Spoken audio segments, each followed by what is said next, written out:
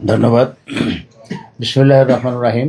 প্রিয় সাংবাদিক ভাইরা, আপনারা সকলে অবহিত আছেন, বিগত 12 ফেব্রুয়ারি তারিখে যে সংসদ নির্বাচন অনুষ্ঠিত হয়, সেই নির্বাচনে ঢাকা 16 আসনে বাংলাদেশ জামায়াত ইসলামীর প্রার্থী হিসাবে আমি নির্বাচিত হই।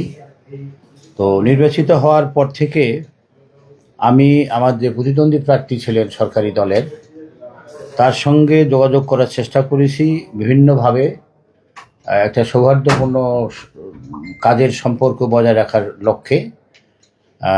কিন্তু আমি সুযোগ পাইনি বা আমাকে সুযোগ দেননি। তিনি মেসেজ দিয়েছি, টেলিফোন করেছি অনেকবার, তারপরে লোকমারফত যোগাযোগ করার চেষ্টা করেছি। যা হোক, এটা গেল একদিক।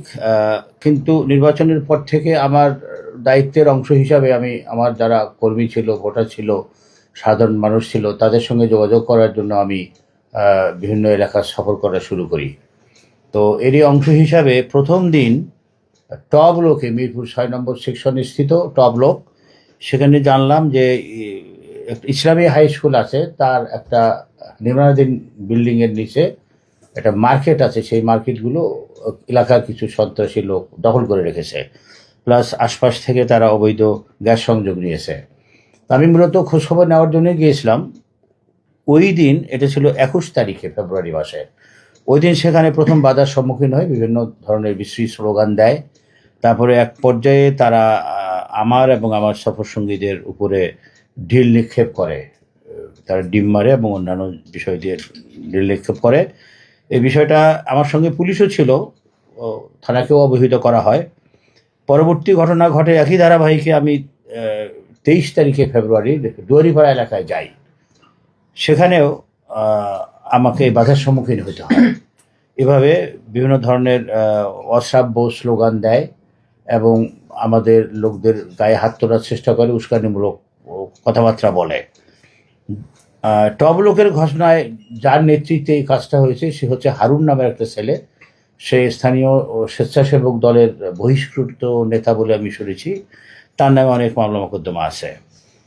আর দড়িপাড়ায় যে এই সমস্যাটা সৃষ্টি করেছিল, তার নাম শফিক, স্থানীয়ভাবে সে নাটা শফিক নামে পরিচিত।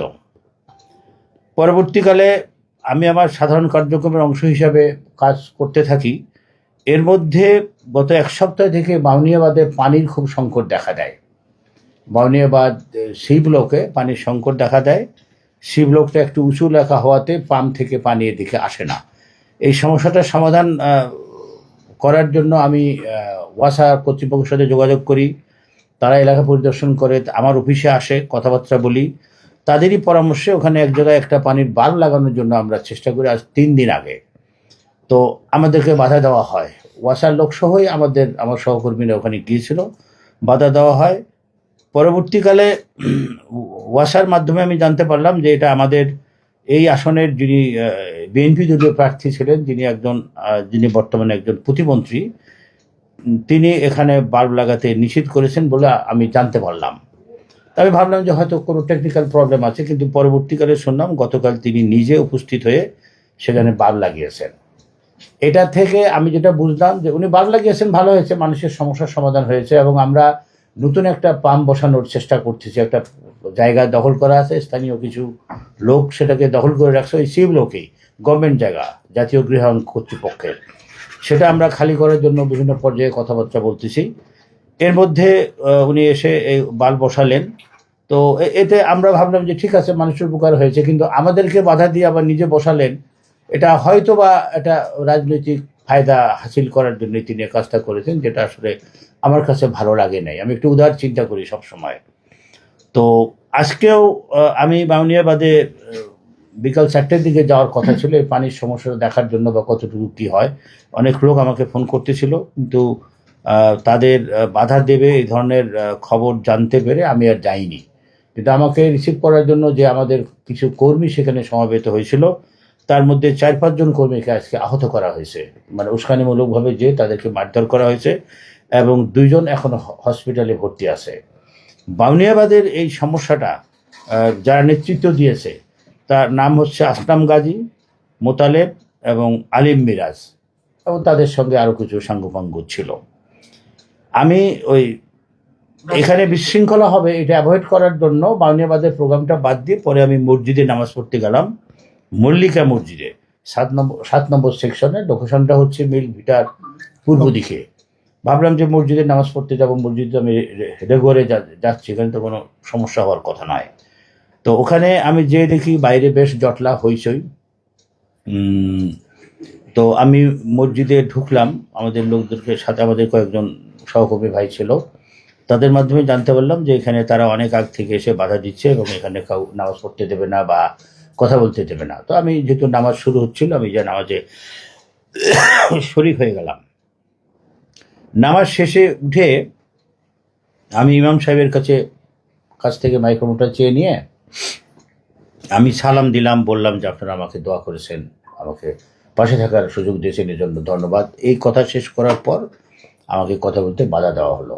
তারপরে স্থানীয় কিছু মুসল্লিও এটার প্রতিবাদ করলো এবং মসজিদের মধ্যে প্রায় দীর্ঘ সময় ধরে বাদানুবাদ, ধাক্কাধাক্কি এসব চলতে থাকলো।